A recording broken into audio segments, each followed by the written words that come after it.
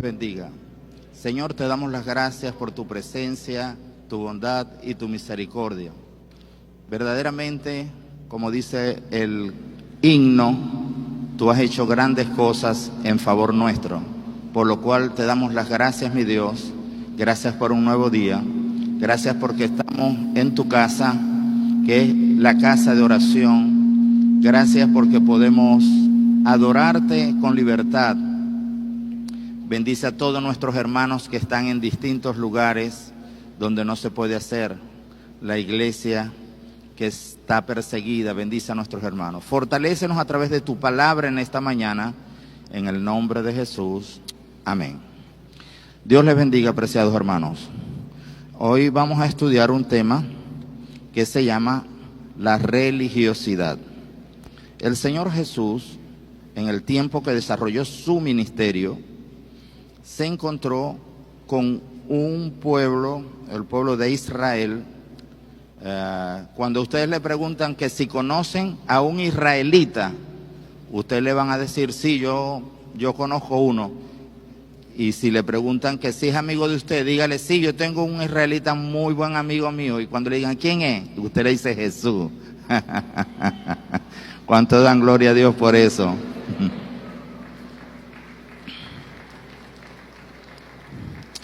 Así que Jesús se consiguió con un grupo de personas que pertenecían a su cultura, a su nación, y la gente siempre se pregunta por qué Jesús siempre hablaba con ellos y por qué ellos siempre altercaban con Jesús, discutían con Jesús. Bueno, apreciados hermanos, porque ellos conocían de lo que Jesús iba a hablar. Esa es la razón.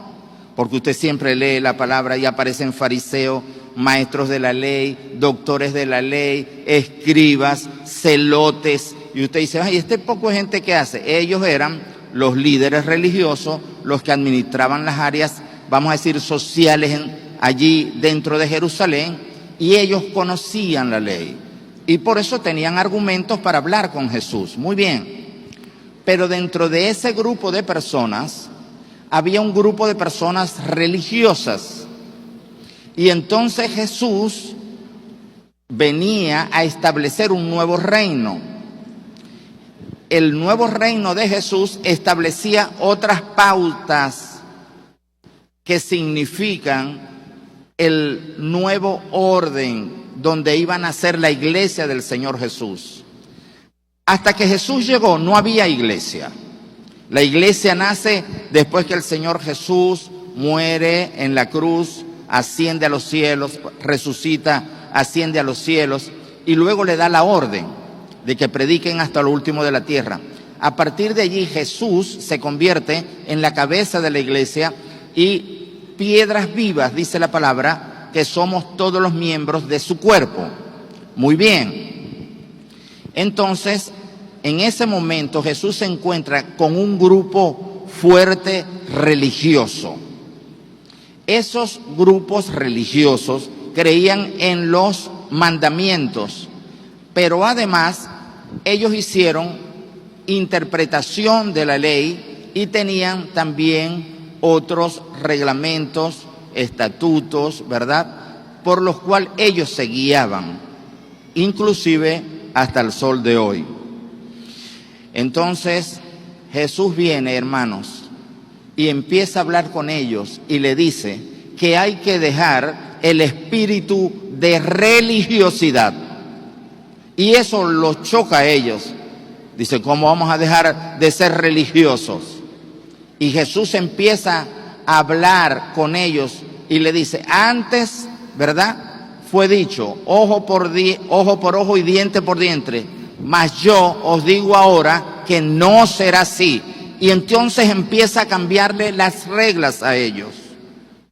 Ellos, por ejemplo, creían firmemente en que se podían vengar cuando alguien le hacía algo.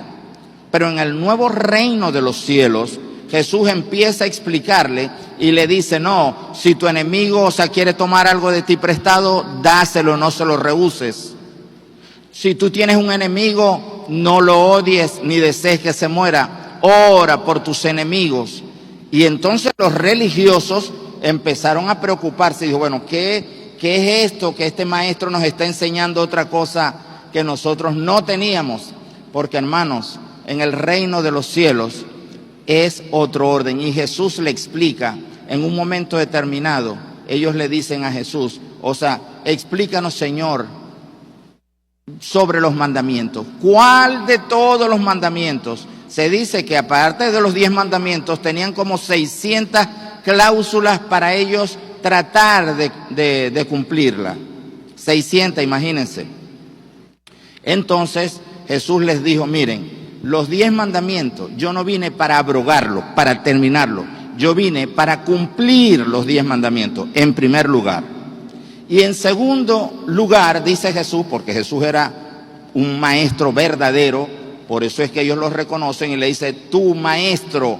O sea, reconocían que Jesús explicaba bien. Y Jesús le dice, esos 10 los vamos a simplificar. Y de 10 vamos a sacar 2. El primero, amarás a Dios, ¿verdad? Con toda tu mente, todo tu corazón, tu alma y todas tus fuerzas. Y allí están los primeros mandamientos de los 10. Y la segunda parte de los 10 mandamientos habla sobre amar a tu prójimo. O sea, no robarás, ¿verdad? No darás falso testimonio de tu prójimo, no codiciarás. Esos otros mandamientos que tienen que ver con las relaciones humanas, Jesús lo resume en amar a tu prójimo.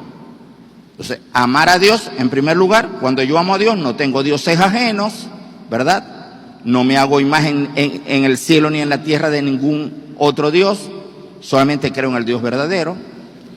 Y cuando amo a mi prójimo, por supuesto, no empiezo a ver qué tiene o no tiene, si yo lo tengo o no lo tengo, no empieza a codiciar, no roba, porque ama a su prójimo.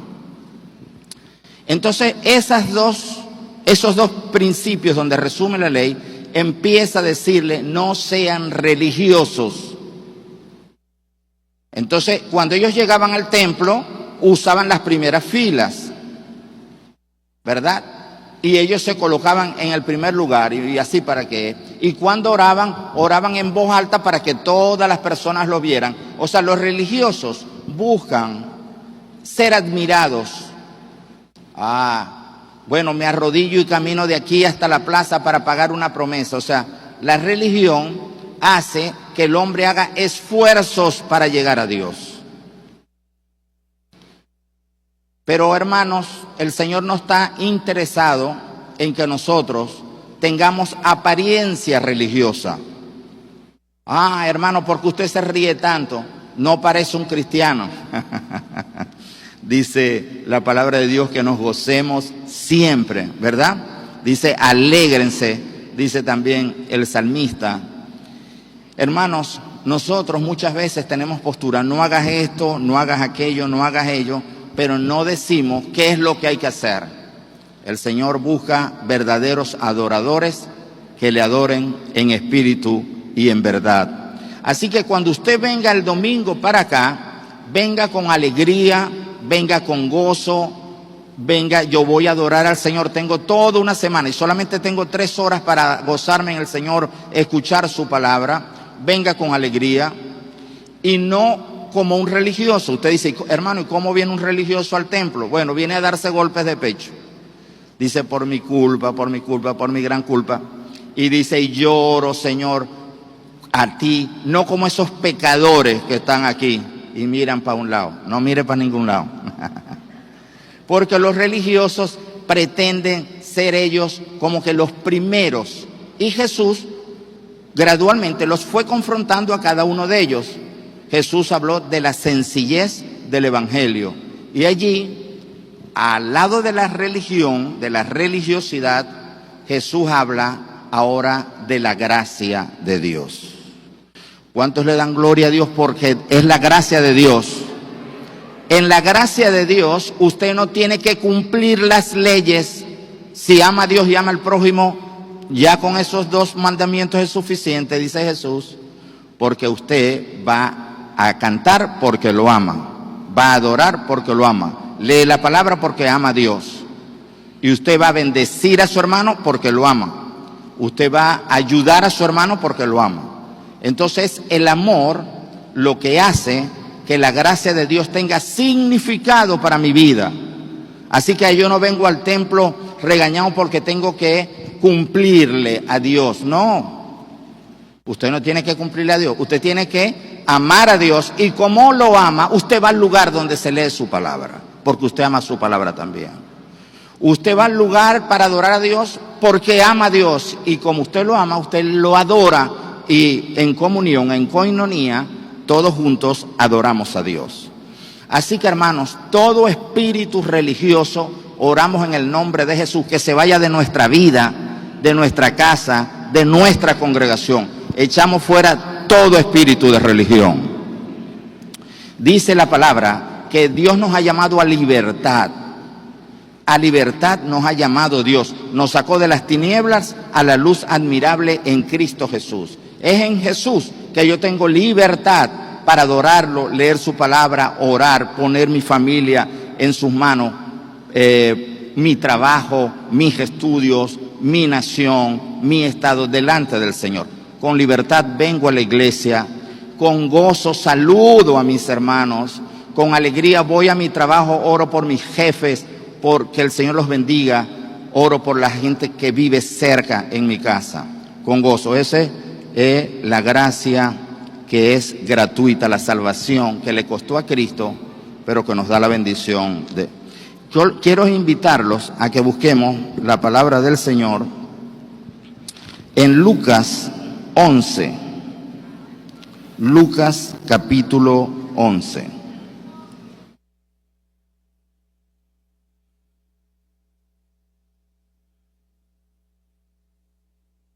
En Lucas capítulo 11, Jesús encuentra a un grupo de religiosos.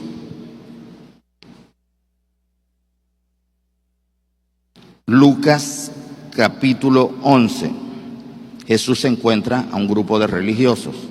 Y el tema de hoy es la religiosidad, a la cual Cristo combate. Dice la palabra de Dios: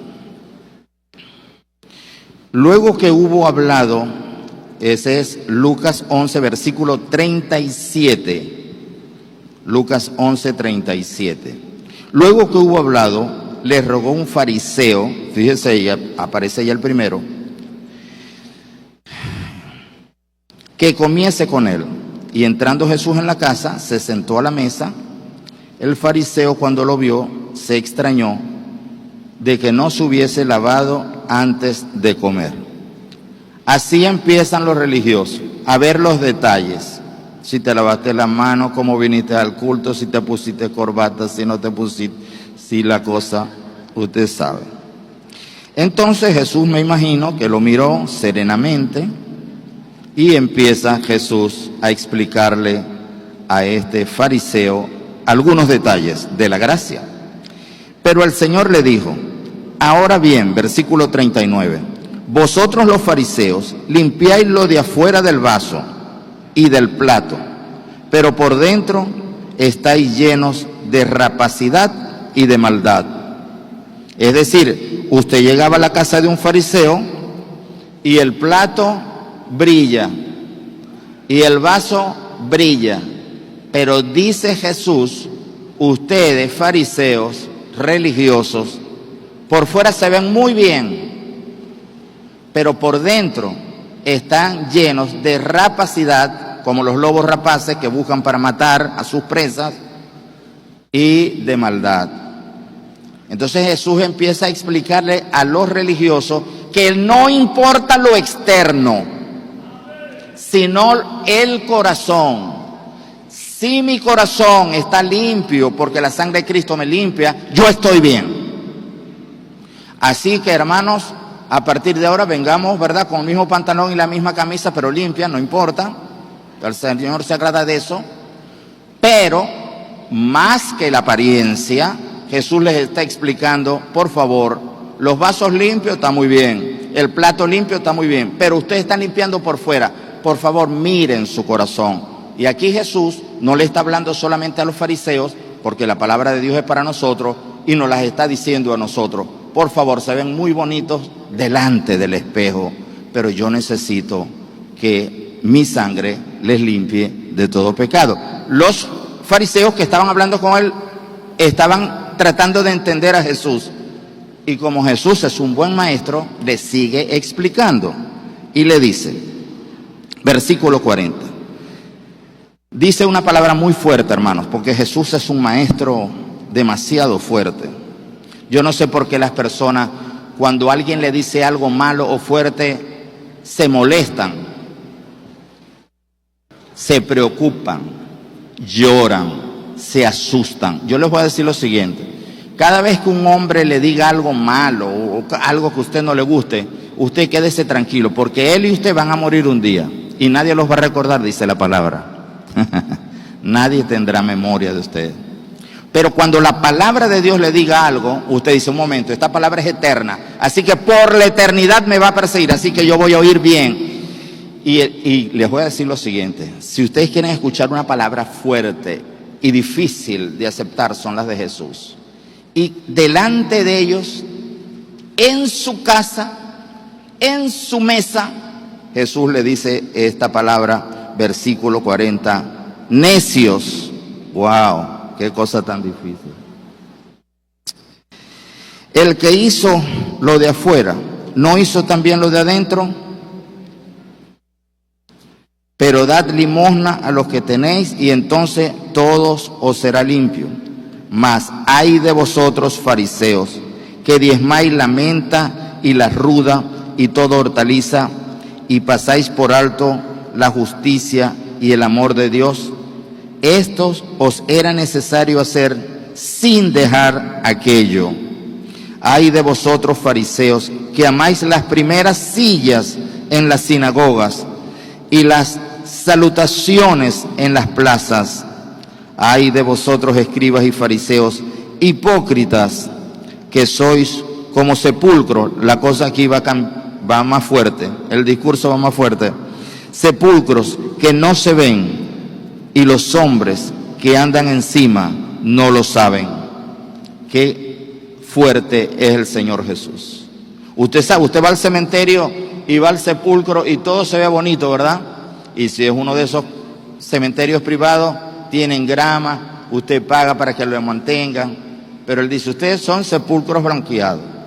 La gente camina y no sabe qué hay adentro. Por dentro están putrefactos, ya hay gusanos, están muertos. Entonces, vivimos en una sociedad de apariencias. Todo el mundo quiere caer bien, todo el mundo quiere hacer sentir bien a los demás, y Dios está interesado en que ese sentir bien salga del corazón. La Biblia explica que la maldad, el robo, el adulterio, la fornicación, los malos pensamientos, todo viene del corazón. Jesús tuvo que explicarle eso, porque ellos guardaban las normas. Yo vengo aquí antes de comer, si viene un maestro, yo me lavo las manos, y lo primero que le hace una crítica al Señor Jesús. Y le dice, un momento, ellos vieron que Jesús no se lavó las manos. Y después se lo dijeron en otra oportunidad, tú que andas con esos que no se lavan las manos. ¿De acuerdo? Entonces, siempre, muchas veces, la religiosidad no nos permite disfrutar del evangelio de la gracia de Dios. El evangelio costó la muerte de Jesús, eso es verdad.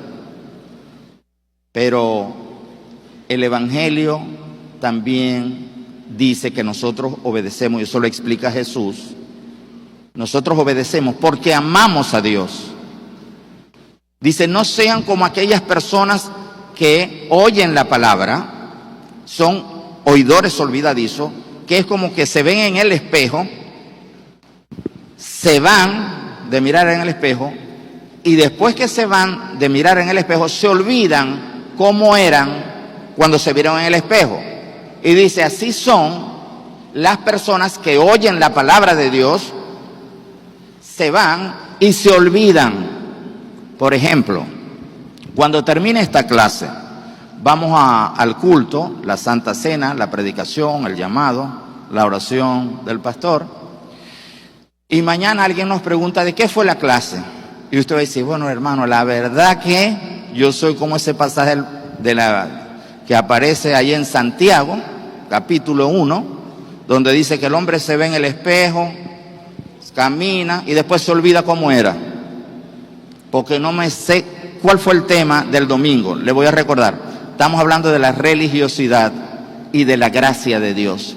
La religiosidad guarda las apariencias. La gracia de Dios habla de un corazón limpio para la gloria de Dios. Eso es la gracia de Dios.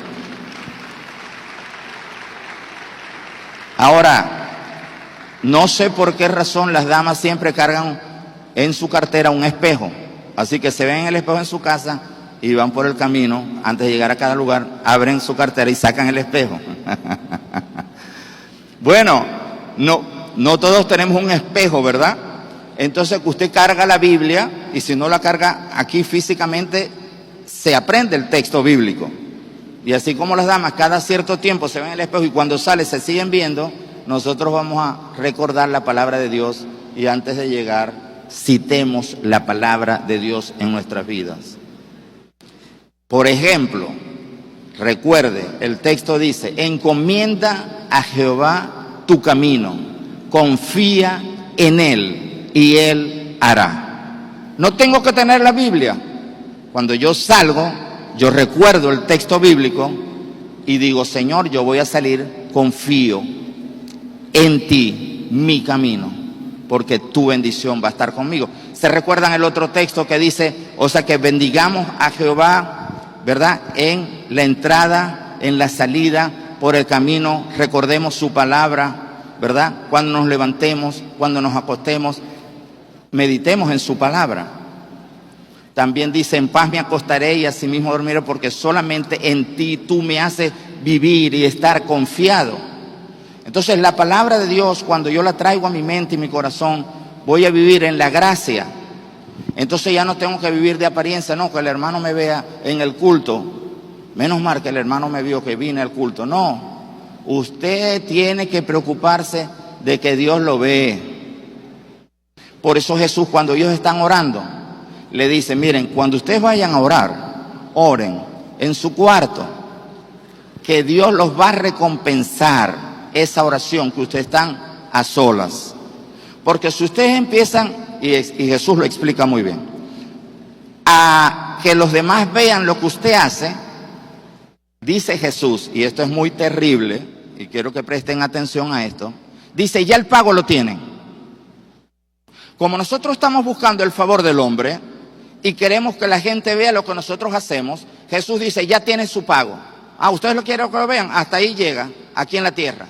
Pero si ustedes me agradan a mí, cuando estén delante de mi presencia, yo voy a recompensarlos a ustedes. Por eso Pablo, cuando ya se está despidiendo, dice que él sabe que está reservado para él la corona de vida. Y no solamente a él, sino a todos, ¿verdad? Los que van a creer y los que creen en el Señor Jesús. Entonces, hermanos, no hagamos las cosas para agradar a los hombres, para caer bien, para que la gente vea que yo sí amo al Señor. No le demuestra eso a nadie. La Biblia dice, Jesús dice, que por sus frutos los conoceréis. La gente ve que usted tiene algo especial. Ese algo especial es que usted lee la palabra, ora al Señor, y cuando sale es como que si bajara Moisés de la montaña y la gente veía que su cara estaba iluminada. Algo había, porque venía de estar en comunión con Dios. Entonces no hay que esforzarse porque la gente vea esto o aquello en mí. No, cuando usted ama al Señor, ora en secreto, lee la palabra en secreto, dice que el Señor va a recompensarte en público. O sea, la gente dará testimonio. Este es un verdadero cristiano. Pero aquel se da golpes de pecho, se sienta en las primeras filas, si quiere ser el primero, quiere que le hablen bien de él. No. Y si usted es ignorado, pero para Dios usted tiene un nombre escrito en el libro de la vida y es importante para Dios. Y el salmista dice, Jehová pensará en mí. Si Dios piensa en usted, que creó los cielos y la tierra, ya no se preocupe, que otro piense en usted. Amén. ¿Cuántos dan gloria a Dios por eso? Dios es bueno. Jehová pensará en mí, dice el salmista. Pero Jesús no deja quieto a este personaje, que lo invita, y el versículo 45 dice, respondiendo uno de los intérpretes de la ley, le dijo, maestro, cuando dices esto también nos afrentas a nosotros. El hombre se sintió ofendido y le dice, hey Jesús, un poco, nos llamaste hipócrita, nos llamaste sepulcro abierto, nos llamaste, o sea, que estamos llenos de maldad, por favor, o sea, lo que estás diciendo me está ofendiendo. Qué tremendo. Entonces, él les dijo, hay de vosotros también intérpretes de la ley, pequeñas, porque cargáis a los hombres con cargas que no pueden llevar, pero vosotros ni aun con un dedo las tocáis. Hay de vosotros que edificáis los sepulcros de los profetas, a quienes mataron vuestros padres, de modo que sois testigos y consentidores de los hechos de vuestros padres, porque a la verdad ellos lo mataron y vosotros edificáis sus sepulcros. Por eso la sabiduría de Dios también dijo, les enviaré profetas y apóstoles, y de ellos a unos matarán y a otros perseguirán, para que se demande de esta generación la sangre de todos los profetas que se han derramado desde la fundación del mundo, desde la sangre de Abel hasta la sangre de Zacarías, que murió entre el altar y el templo. Si os digo que será demandada de esta generación. Ay de vosotros, intérpretes de la ley, porque habéis quitado la llave de la ciencia, vosotros mismos no entrasteis, y a los que entraban se lo impedisteis. Jesús es sumamente fuerte con esta sentencia. Pero yo quiero, apreciados hermanos, que busquemos Gálatas capítulo 1, versículo 1. Gálatas 5, versículo 1. Gálatas 5, versículo 1. Romanos, Corintios.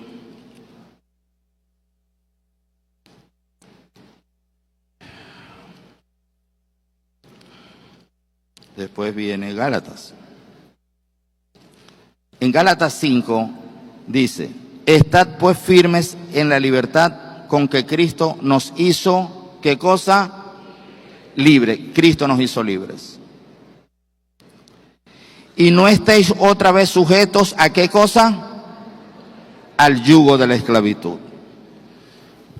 ¿A quiénes Dios hizo libre? Amén. A nosotros. Usted va a salir, aun cuando se le olvide todo, de verdad, la clase de hoy, no creo. Usted va a decir Gálatas 5, versículo 1. Usted pone la mano así, 5. Gálatas 5, 1. Que Dios nos ha hecho libres. Y no bajo el yugo de esclavitud. Hermano, la persona religiosa está esclavizada. Y siente que todo lo que hace es por norma, es por una ley. Pero el que es llamado por el Jesucristo, dice aquí en Gálatas 5:1, que fuimos llamados a la libertad. Y ya el yugo de la esclavitud lo ha quitado de mi vida. Así que cuando usted ve a un hermano en Cristo diciendo, hermano, esta lucha, esto es difícil, no hay yo cómo hacer, y mira hacia abajo y tiene la cara arrugada, y dice, esto no lo soporto, ya no aguanto más, yo creo que me estoy deprimiendo. Está muy bien, pero quiero decirles que usted le dice, vamos a leer juntos Gálatas 5, versículo 1. Dice que Dios nos llamó a libertad y nos quita el yugo de la ley. No podemos vivir bajo el yugo, hermanos, de la carne, el yugo de este mundo, ni vamos a someternos al yugo de la ley, porque Jesús dijo, yo no vine para abrogarla, para quitarla, yo vine para cumplirla. Lo resumen dos, amen a Dios y amen a su prójimo. Y ya. Y luego Jesús les explica que quienes aman a Dios y aman a su prójimo es por amor. Jesús explica que cuando nosotros creemos en Jesús y lo obedecemos es porque lo amamos. Cuando nosotros no amamos, porque la gente se pregunta, ¿qué hace que yo no obedezca al Señor? Es una sola frase, Jesús lo explica. Jesús le dice, es porque no me amas. Ustedes no ven que cuando las personas se enamoran, ¿verdad? Le mandan cartas, le escriben, quieren hablar a toda hora y quieren verse todo el tiempo, porque se aman. Luego el amor se convierte en un compromiso de vida, y después que se casan a lo largo del tiempo, el compromiso de vida es por amor. Y yo siempre cuento una historia de un profesor universitario muy famoso y extraordinario. Su esposa le dio Alzheimer, y entonces los profesores, él le dijo en consejo de facultad ahí, con los profesores, me voy de la facultad, pero fue una persona muy eminente, y ellos le dijeron, ¿por qué vas a renunciar si ya tu esposa por el Alzheimer no te reconoce? Y él le dijo, bueno, justamente, pero yo la reconozco a ella, y porque la amo, yo me voy ya a retirar de la universidad. Y se jubiló para cuidar a su esposa. Porque es el amor lo que hace que nosotros hagamos actos como este.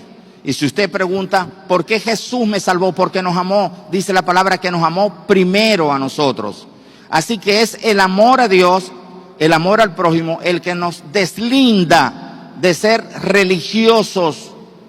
Como decía un hermano, nosotros somos personas que andamos bajo la ley, bajo el yugo de la ley, pero cuando vino Cristo me hizo libre. Ahora yo canto con libertad, adoro con libertad, evangelizo con libertad, vivo santamente porque amo a Dios, no por temor al pastor o al hermano que vive en la otra esquina que está viendo que yo estoy gritando, diciendo malas palabras. No, la religión trata de agradar, pero cuando yo amo a Dios, lo obedezco y doy testimonio a solas, y Él va a recompensarme en público, como dice los primeros capítulos de Mateo, explicando Jesús. La religiosidad es una forma de comportamiento humano donde se aparenta ser piadoso. La persona religiosa vive una vida de apariencia, donde se preocupa más por las acciones externas que el interior de su corazón. La religiosidad hace mucho daño al cuerpo de Cristo porque genera un estilo de vida alejado de la palabra de Dios. La religión agrega cargas pesadas a las personas en lugar de gracia y misericordia. Los líderes religiosos piensan que refrenarán el pecado en las personas y presionándolas e imponiéndoles reglas que deben cumplir. En el tiempo en que Jesús cumplía su ministerio terrenal, los fariseos son un ejemplo de lo que es un religioso, porque estaban llenos de ritos e imponían cargas a las personas mientras ignoraban las cuestiones del corazón. Jesús los llamó fariseos, guías. Hoy en día también existen falsos guías escondidos detrás de una falsa espiritualidad y haciendo mucho daño al pueblo de Dios. Jesús dijo, porque atan cargas pesadas, y lo acabamos de leer, y difíciles de llevar, y los ponen sobre los hombros de los hombres, pero ellos ni con un dedo quieren moverlas. Mateo 23:4, que lo leímos, dice en Mateo 11:30, porque mi yugo es fácil y ligera mi carga. Hermanos, nosotros muchas veces queremos no aceptar esta palabra de Jesús. La primera vez que la leí no la entendí, esta palabra que acabo de leer en Mateo 11:30, que dice, porque mi yugo es fácil y ligera mi carga. Hasta que oí un día un pastor explicarlo, y a partir de allí dije, bueno, Señor, gracias por habérmelo explicado. Yo una vez necesitaba que el Señor me ayudara en una situación determinada, y entonces leo este pasaje y leo y dice, porque acepta mi yugo. Y yo digo, Señor, momento, yo vengo para acá, es para que me la quites el yugo que tengo. ¿Cómo me vas a decir ahora, acepta mi yugo y haré ligera tu carga? Y el pastor lo explicó de la siguiente manera. El yugo es una madera que atraviesa donde van dos bueyes, y ellos van abriendo un surco para el sembradío. Recuerden que Jesús ponía ejemplos donde Él vivía, y donde Él vivía habían pescadores y personas que cultivaban. Así que toda su audiencia entendía perfectamente lo que Él estaba diciendo. Entonces cuando Él dice, Acepta mi yugo no era que acepta el yugo como nosotros lo entendemos, como una carga, no. Hay dos explicaciones. Una, que quienes llevaban la carga eran dos bueyes y ponían un buey adulto con un buey joven para que el buey joven aprendiera a someterse, sujetarse, y la paciencia que veía no le quedaba otro, estaba amarrado aquí de su cuello, y el buey, ¿verdad? El otro buey que ya tenía años, sabía cómo hacer la tarea y se sujetaba y aprendía del otro buey. La otra explicación, que fue la que a mí me agradó y me ayudó a entender el pasaje, es que muchas veces nosotros queremos, cuando nos pasa algo, resolverlo nosotros por nuestra cuenta. Yo puedo con esto, mi límite es el cielo, yo sí puedo. Entonces usted allí lleva el 100% de lo que le preocupa. Pero cuando usted llega a Jesús y lee este pasaje, acepta mi yugo y haré ligera tu carga, el hermano explicaba lo siguiente. Cuando Jesús dice acepta mi yugo, dice, Jesús no es un buey porque Él es un pastor. Nosotros no somos un buey porque somos unas ovejas. Pero cuando Jesús dice acepta mi yugo y haré ligera tu carga, Jesús dice, yo voy a llevarte el 50% de tu carga. Y algo tenemos que llevar nosotros, ¿sí o no? Bueno, nosotros llevamos el otro 50%. Así que cuando Jesús dice acepta mi yugo y haré ligera tu carga, Él dice, tú vas a llevar una parte, pero la otra parte la voy a llevar yo.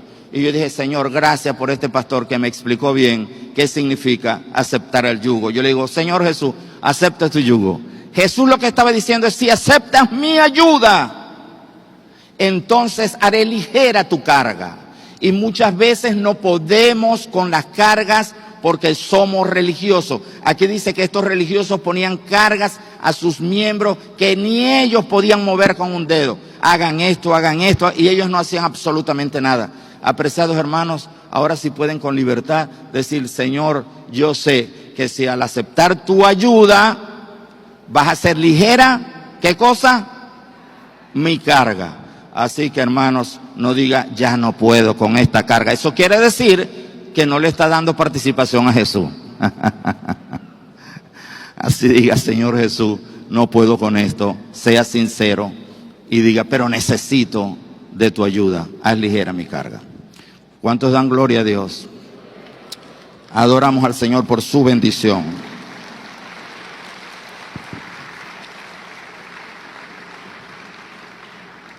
Jesús dice, mi carga es ligera. No es que siempre las cargas sean fáciles de llevar, pero si las llevamos con amor, las cargas más pesadas se tornarán ligeras. Es como el niño que lleva en sus hombros a otro niño más pequeño, impedido para caminar, y le preguntaron, ¿cómo puedes llevar esa carga en tus hombros?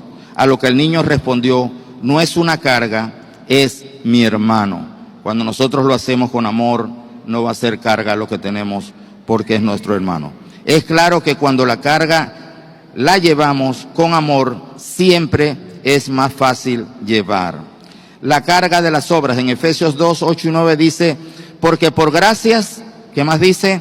Soy salvo por medio de la fe, y esto no de vosotros, pues es don de Dios, no por obras para que nadie se gloríe. Hermanos, la gloria es de Dios. Nosotros no vamos a salvarnos por obras, no vamos a salvarnos por venir al templo. Nosotros vamos a salvarnos porque la Biblia dice que el que cree y recibe a Jesús será salvo. Eso es suficiente. Ajá, pero hermano, hay que obedecer. Bueno, Jesús lo explicó. El que obedece es porque me ama. El que no obedece es porque no me ama. Esa simple ecuación no puede desligarse. La palabra de Dios sigue diciendo en Efesios 2:10, somos hechuras suyas, creados en Cristo Jesús para hacer buenas obras. Dios sí nos manda a hacer buenas obras.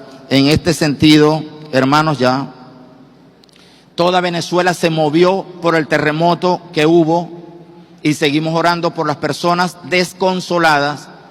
Unos perdieron sus hijos, otros perdieron su esposa, otros perdieron sus padres, otros perdieron sus casas, otros perdieron sus apartamentos, otros perdieron sus carros, y de 25 países empezaron a ayudar, a ver cómo colaboraban, y las personas en este país todos se movieron, y la gente se asombra que siendo que tenemos una situación tan difícil, de donde hay o no hay, la gente sacó lo que pudo, llevó a los sitios de recolección, ¿verdad? Y enviaron todo eso para ese lugar, y todavía hay personas allí. La gente se pregunta, ¿dónde estaba Dios? Yo conozco personas que me han dicho, ¿por qué Dios permite eso si es Dios? Pudo haberlo evitado. Hay un informe de una universidad que dice lo siguiente: el 80% de las construcciones que se caen es por la corrupción que existe en esos países, porque cuando van a sacar la permisología, le permiten construir sin los requerimientos necesarios para la construcción, el 80%. Hay un 20% que ha hecho el trabajo como es, se hace un estudio de suelo, después se llega hasta el lecho de la roca, a partir de allí se colocan, ¿verdad?, un sistema de apuntalamiento especial, luego se hace lo que nosotros conocemos, ¿verdad?, como ya las vigas de carga, las vigas de retra, y se levanta. Pero cuando no se cumple eso, y termina el informe diciendo lo siguiente: quien mata no es el terremoto, mata son las casas que se caen y los edificios que se caen. El terremoto no distingue entre buenos y malos, entre ricos y pobres. El terremoto es unas placas tectónicas de la tierra que se mueven. Se mueven. Ella es indiferente a lo que está arriba de ella. Ella se mueve. Pero si una persona hace una casa al lado del río, sabe que cuando el río crezca, se lleva la casa. Pero la gente pone al lado del río.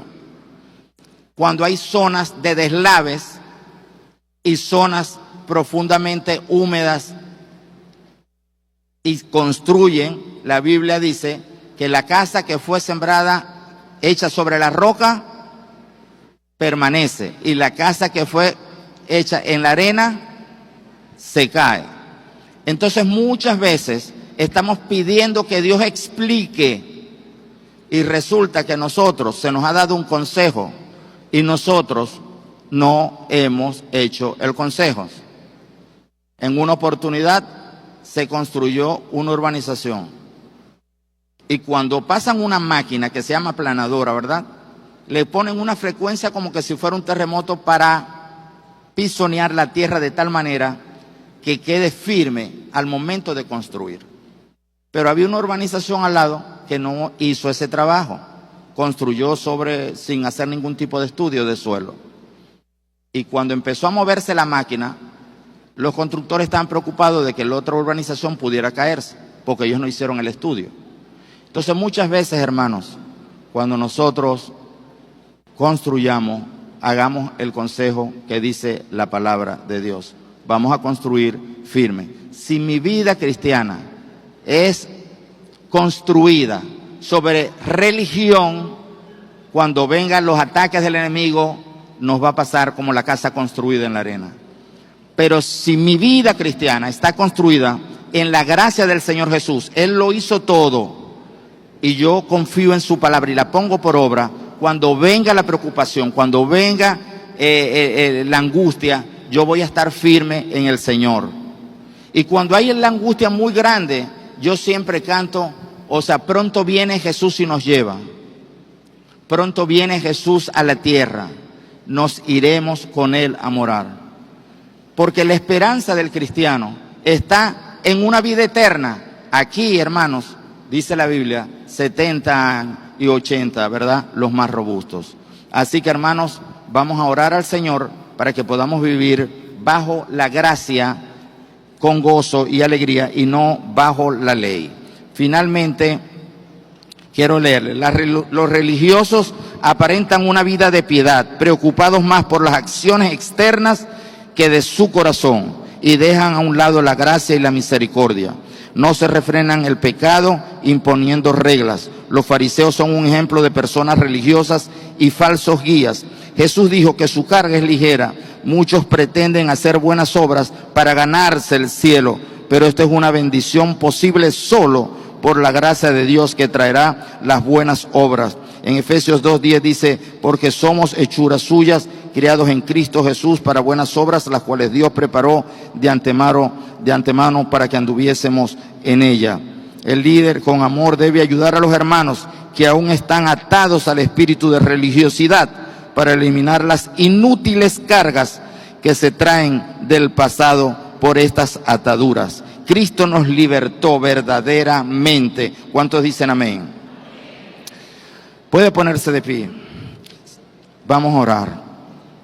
Señor, te damos las gracias porque tu palabra dice que fuimos llamados para buenas obras y tú nos has hecho libre en Jesús. Quita todo espíritu de religiosidad en nuestra mente, en nuestra alma y en nuestro corazón. Tú, Jesús, nos llamas y dices que buscas verdaderos adoradores que te adoren en espíritu y en verdad. Tú dices en tu palabra, Jesús, que quienes cumplen tu palabra y la obedecen son los que te aman. Y te pido que nosotros como hijos tuyos podamos amarte de todo corazón, de tal manera que cuando cumplamos tu palabra sea gratificante, sea de alegría, sea de gozo para la gloria y honra de tu nombre. En Cristo Jesús, amén. Dios le bendiga, apreciados hermanos.